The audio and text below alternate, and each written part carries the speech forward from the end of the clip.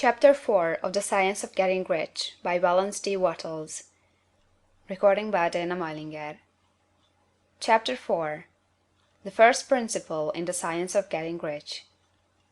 Thought is the only power which can produce tangible riches from the formless substance. The stuff, from which all things are made, is a substance which thinks, and the thought of form in this substance produces the form. Original substance moves according to its thoughts. Every form and process you see in nature is the visible expression of a thought in original substance. As the formless stuff thinks of a form, it takes that form; as it thinks of a motion, it makes that motion.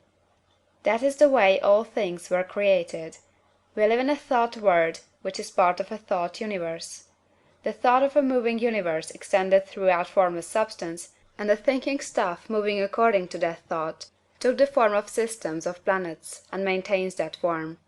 Thinking substance takes the form of its thought, and moves according to the thought. Holding the idea of a circling system of suns and worlds, it takes the form of these bodies, and moves them as it thinks. Thinking the form of a slow-growing oak tree, it moves accordingly, and produces the tree, though centuries may be required to do the work.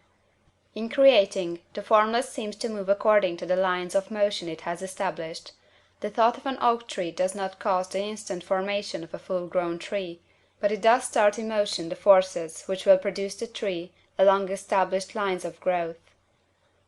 Every thought of form, held in thinking substance, causes the creation of the form, but always, or at least generally, along lines of growth and action already established. The thought of a house of a certain construction, if it were impressed upon formless substance, might not cause the instant formation of the house, but it would cause the turning of creative energies already working in trade and commerce into such channels as to result in the speedy building of the house. And if there were no existing channels through which the creative energy could work, then the house would be formed directly from primal substance, without waiting for the slow processes of the organic and inorganic world. No thought of form can be impressed upon original substance without causing the creation of the form. Man is a thinking centre, and can originate thought. All the forms that man fashions with his hands must first exist in his thought. He cannot shape a thing until he has thought that thing. And so far man has confined his efforts wholly to the work of his hands. He has applied manual labour to the world of forms, seeking to change or modify those already existing. He has never thought of trying to cause the creation of new forms by impressing his thoughts upon formless substance. When man has a thought form, he takes material from the forms of nature, and makes an image of the form which is in his mind. He has so far made little or no effort to co-operate with formless intelligence, to work with the Father. He has not dreamed that he can do what he seeth the Father doing. Man reshapes and modifies existing forms by manual labor. He has given no attention to the question whether he may not produce things from formless substance by communicating his thoughts to it. We propose to prove that he may do so, to prove that any man or woman may do so, and to show how.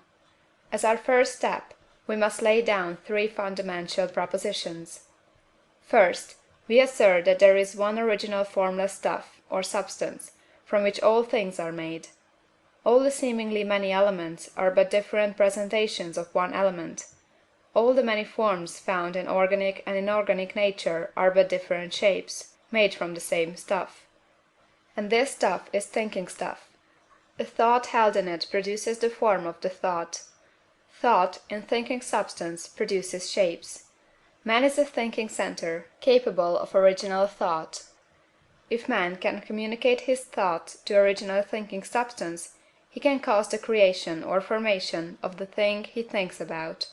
To summarize this, there is a thinking stuff from which all things are made, and which, in its original state, permeates, penetrates, and fills the interspaces of the universe. A thought, in this substance, produces the thing that is imaged by the thought.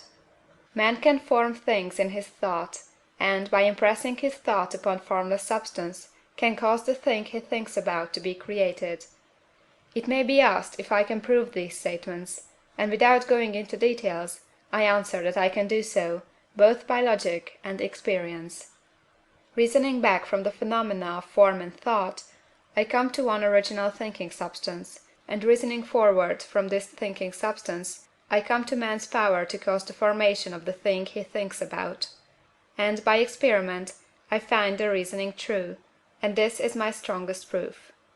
If one man who reads this book gets rich by doing what it tells him to do, that is evidence in support of my claim. But if every man who does what it tells him to do gets rich, that is positive proof until someone goes through the process and fails.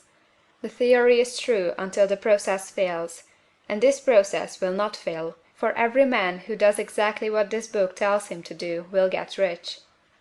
I have said that men get rich by doing things in a certain way, and in order to do so, man must become able to think in a certain way. A man's way of doing things is the direct result of the way he thinks about things. To do things in a way you want to do them, you will have to acquire the ability to think the way you want to think. This is the first step toward getting rich. To think what you want to think is to think truth, regardless of appearances. Every man has the natural and inherent power to think what he wants to think, but it requires far more effort to do so than it does to think the thoughts which are suggested by appearances. To think according to appearance is easy. To think truth, regardless of appearances, is laborious, and requires the expenditure of more power than any other work man is called upon to perform. There is no labor from which most people shrink as they do from that of sustained and consecutive thought. It is the hardest work in the world. This is especially true when truth is contrary to appearances. Every appearance in the visible world tends to produce a corresponding form in the mind which observes it, and this can only be prevented by holding the thought of the truth. To look upon the appearance of disease will produce the form of disease in your own mind, and ultimately in your body, unless you hold the thought of the truth, which is that there is no disease, it is only an appearance, and the reality is health. To look upon the appearances of poverty will produce corresponding forms in your own mind, unless you hold to the truth that there is no poverty, there is only abundance. To think health when surrounded by the appearances of disease, or to think riches when in the midst of appearances of poverty, requires power. But he who acquires this power becomes a master mind. He can conquer fate, he can have what he wants. This power can only be acquired by getting hold of the basic fact which is behind all appearances, and that fact is that there is one thinking substance from which and by which all things are made. Then we must grasp the truth that every thought held in this substance becomes a form, and that man can so impress his thoughts upon it as to cause them to take form and become visible things. When we realize this, we lose all doubt and fear, for we know that we can create we want to create, we can get what we want to have, and can become what we want to be. As a first step toward getting rich, you must believe the three fundamental statements given previously in this chapter, and in order to emphasize them, I repeat them here. There is a thinking stuff from which all things are made, and which, in its original state, permeates, penetrates, and fills the interspaces of the universe. The thought, in this substance, produces the thing that is imaged by the thought. Man can form things in his thought, and, by impressing his thought upon formless substance, can cause the thing he thinks about to be created. You must lay aside all other concepts of the universe than this monistic one, and you must dwell upon this until it is fixed in your mind, and has become your habitual thought. Read these creed statements over and over again, fix every word upon your memory, and meditate upon them until you firmly believe what they say. If a doubt comes to you, cast it aside as a sin. Do not listen to arguments against this idea. Do not go to churches or lectures where a contrary concept of things is taught or preached. Do not read magazines or books which teach a different idea. If you get mixed up in your faith, all your efforts will be in vain. Do not ask why these things are true, nor speculate as to how they can be true. Simply take them on trust. The science of getting rich begins with the absolute acceptance of this faith. End of chapter 4.